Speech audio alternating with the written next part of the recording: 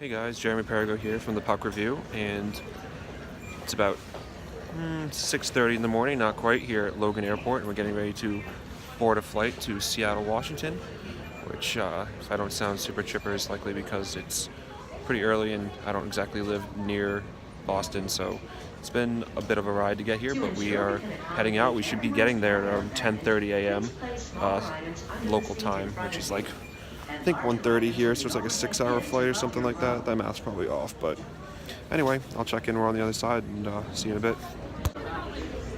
After about 6 hours in the air, we've officially traveled from East Coast to West Coast and landed in Seattle, where you can maybe see the background. It's a pretty beautiful day out, and looking forward to exploring the city, so stay tuned. So we just ate lunch at a local pub downtown, and now the water just kind of comes right up on you, and this is a pretty incredible view. I don't even know what to say. Obviously you can hear the seagulls in the background. The sun's almost too bright, like I was not expecting this. It feels like it's like 4 o'clock, but that's only because it is 4 o'clock on the East Coast, and I'm not quite up to that West Coast time yet, but this is crazy. Just a kind of a quick walk down the street from our hotel near this Space Needle, and I think it's Olympic Sculpture Park or something like that. It's kind of a small park. They got a bike path, but this is crazy. Great day to be in Seattle. And I bet you guys can guess where I am now. No, I'm not in just Summit Park. I'm in, boom, Space Needle. There you go.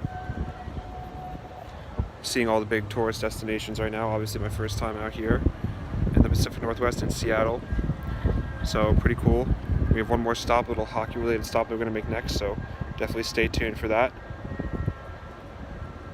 It's pretty crazy to see it in person though. It's way bigger than I was expecting, which I don't know, I guess I was expecting it to be pretty big in the first place, but there you go. This has to be one of the craziest things I've ever done. Sit against this glass window. You can kind of see the incredible Seattle city skyline behind me. Absolutely incredible, clear day. It's just wild views all around up here. Beautiful city with the mountains in the background. Just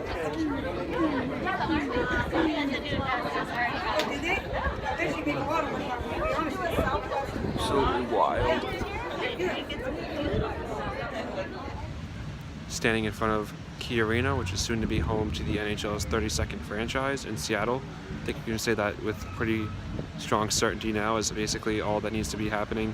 All that needs to happen is the NHL has to officially approve it at the Board of Governors meeting in December, but it's pretty much set in stone once the team went to New York City and the executive board kind of signed off, gave them their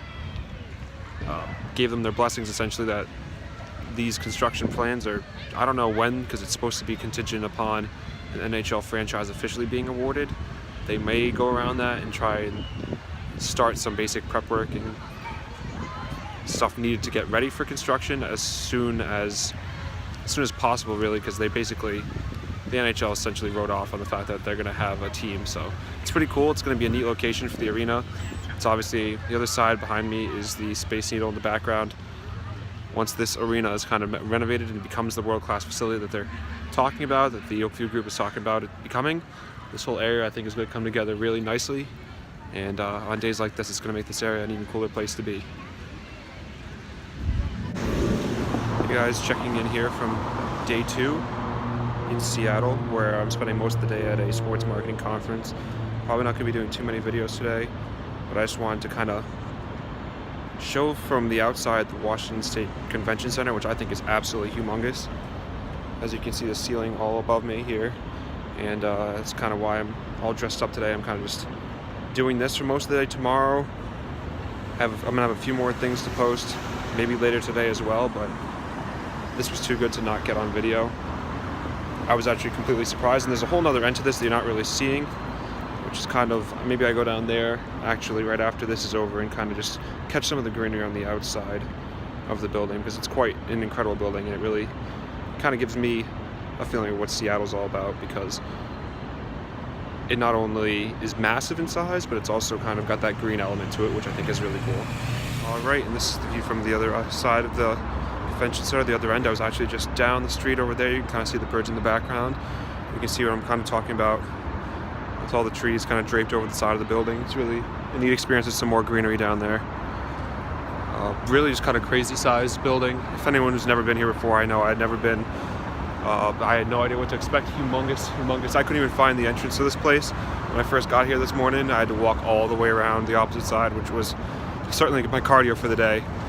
But really kind of a unique building. If you come here, I mean, obviously it's more business oriented, but definitely kind of a cool thing to see just because it is so big. And if you can find something to see here, to do here, to incorporate it and make it, I mean, it's not that far, it's right in the downtown area, then I definitely recommend doing that.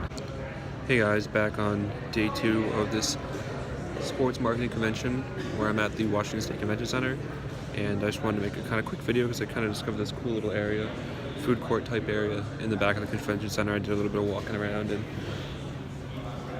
it's kind of shows the greenery a little bit more of the whole area. It's just very much like you got all the trees on the side and the plants.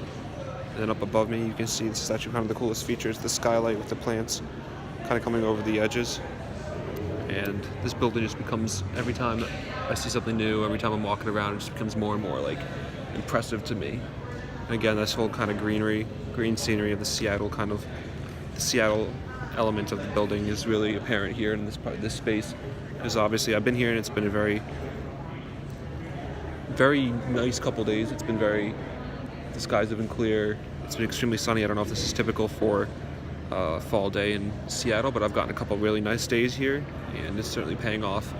And it puts on areas like this in kind of pretty incredible lighting. So it's kind of cool thing. And if you're in the city, maybe you want to check out the convention center just because it does have a few of these interesting architectural / green elements to it. So just thought I'd share. And I'll come back to you guys later tonight because I got at least one more thing before we wrap this up. I'll overview you guys of the next couple of videos you're going to see. I didn't actually do any voiceover in these 2 videos. One is of the Pike Place Market, where it's an outdoor market. If you're not familiar, if you're from Seattle, you're going to know what I'm talking about, where they throw these fish over the counter to people in the crowd and back and forth. And it's pretty an interesting experience. If you don't know what that is, that's what that's all about. And the next one is the final moments from the Seattle Thunderbirds Tri-City Americans game that I went to, and it got kind of crazy. There was a pretty big brawl at the end, so I figured that's a video that you guys might like. You can kind of hear the atmosphere around me at the game and hear how electric that crowd is. It's kind of a small arena. Obviously, it's a WHL team, so it's a bit different than an NHL game, but there's still a lot of energy there, and it's pretty cool to see how hyped this crowd got for the end of this game. And the Thunderbirds did win by, I believe it was 5-4. It was a really close game, back and forth scoring. Pretty fast-paced, high-scoring game, and definitely a little chippy, as you'll see. So enjoy those videos, and yeah. Come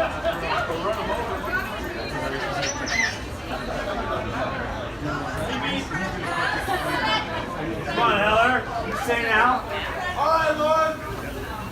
Here we go. Heller.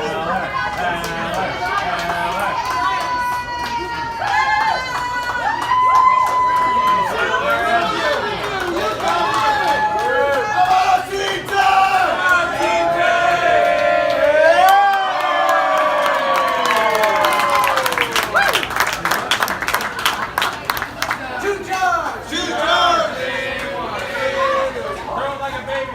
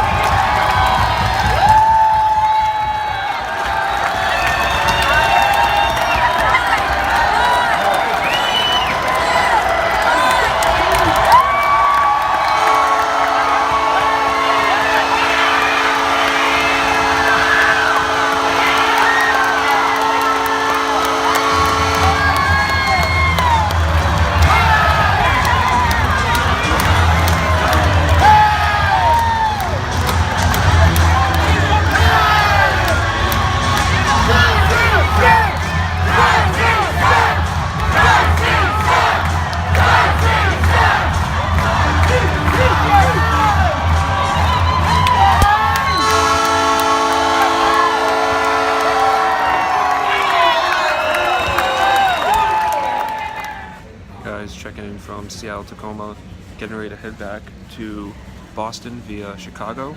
And I hope you guys enjoyed, kind of following along for a trip out here. For those of you who aren't familiar with the Seattle area, I hope this familiarized you more with the city and kind of where an NHL team will be when it comes to the city.